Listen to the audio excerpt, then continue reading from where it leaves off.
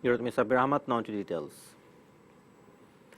Prime Minister Sheikh Hasina has underscored the need for good relation and coordination among executive, legislature and judiciary towards establishing good governance and democracy. The Premier said this at a program held in the capital on Saturday. She also urged to write the verdict in Bangla besides English. Sheikh Hasina said government is planning to set up virtual court. Helpline service has been introduced so that people can get legal assistance with free of cost, added she.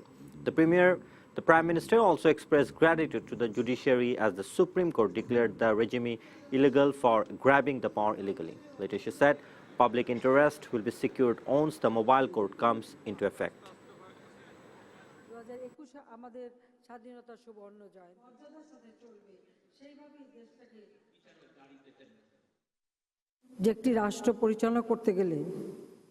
There are three parts to run a state: executive, legislative and the judiciary. And the president is supreme. But the coordination must be among them. It becomes tough to ensure justice, peace and development if anyone interferes others' work.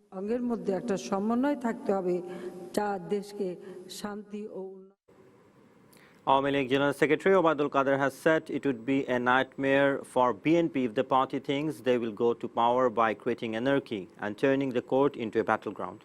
He said this while addressing Triennial Council of Chattogram District North Awami League. Later he said BNP has to wait until next election to see the change of power.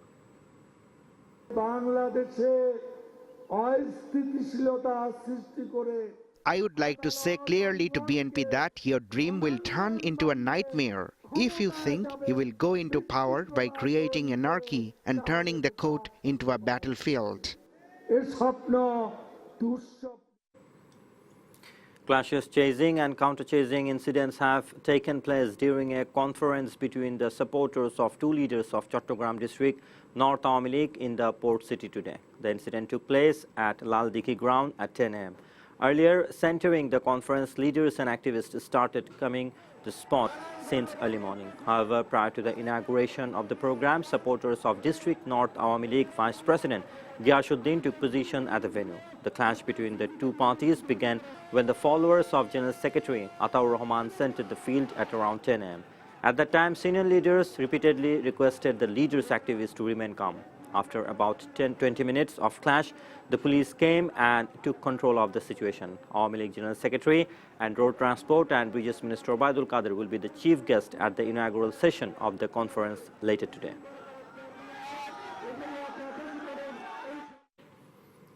BNP has announced to hold countrywide protest rally on Sunday demanding release of Khaleda Zia from jail. This was disclosed by BNP Secretary General Mirza Fakhrul Islam Alamgir while press briefing held at Napleton on Saturday.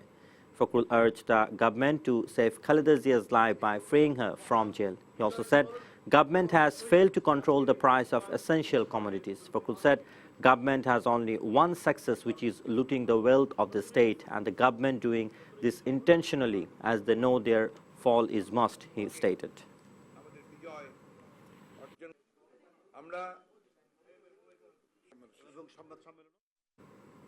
Complaint has been submitted against the Vice Chancellor of Jahangirnagar University. UGC will take necessary measures if allegations are proved against her.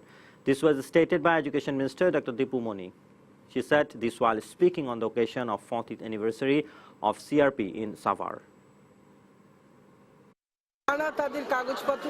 Complaint with some documents was submitted against the VC of Jahangirnagar University. UGC will now scrutinize it and take measures accordingly. Surely they will form a fact-finding committee over the matter. Besides, I don't see any logic to bring out movement by making hostage to the general students.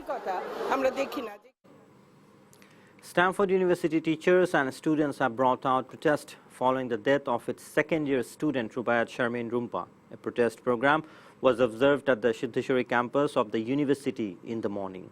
Keeping faith on police, the teachers and students decided to restrict the demonstration program inside campus until the autopsy report is available. They urged the authorities concerned to reveal the report whether her death was a suicide or murder soon. Otherwise, they threatened to go into tougher agitation. Vice Chancellor of the university said the university administration will provide all-out assistance to the police for the sake of the investigation. Police recovered Rumpa's body from the Aisha shopping mall area in Siddheshwari on Wednesday. Later, a murder case was filed in this connection. Police recovered bodies of 3 members of a family from Borishal's Panaripara Upazila this morning. Police said they recovered the body of Mariam Begum from the balcony of the house located in ward number 5. The victim's son, Abdul Rob, is an imam at a mosque in Kuwait. Police found the body of Rob's brother-in-law, Muhammad Alam, from the house. The body of Rob's cousin, Muhammad Yusuf, was recovered from a pond behind the house.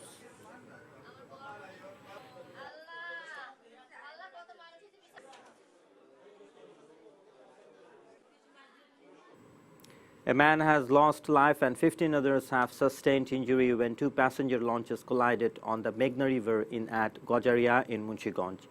Poor visibility is likely to have played a key role in the collision between Dhaka-bound MV Manik 4 and Chatpur-bound MV Bogdadia 13. The incident took place around 1 a.m. River Police Outpost said a passenger of MV Manik 4 died on the spot.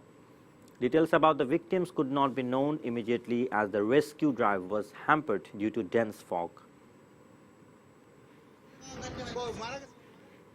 Today is 7 December. On this day in 1971, Chapai-Nawabganj, Gaibandha, Sherpur, Gopalganj and several other areas were liberated from the clutches of the then Pakistani occupation forces. Hundreds of people from their areas paid the ultimate sacrifice to eliminate invading Pakistani military. On December 6, then Pakistani forces prepared to set up a camp at Mathabhanga of Chuadanga by disconnecting the district town by blowing up the bridge with Meherpur. On information, freedom fighters launched a powerful assault on the Pakistanis, forcing them to retreat. The Bangladesh flag was hoisted in Chuadanga on December 7. In Sherpur, the invaders suffered heavy defeat from the freedom fighters and its allied forces, liberating Sherpur Shodor district and Nolitabari Upazila. Meanwhile, freedom fighters at Gaibandha planned to launch an assault on the Pakistani forces, which prompted the latter to retreat on December 6. Gopalganj was liberated on 7 December.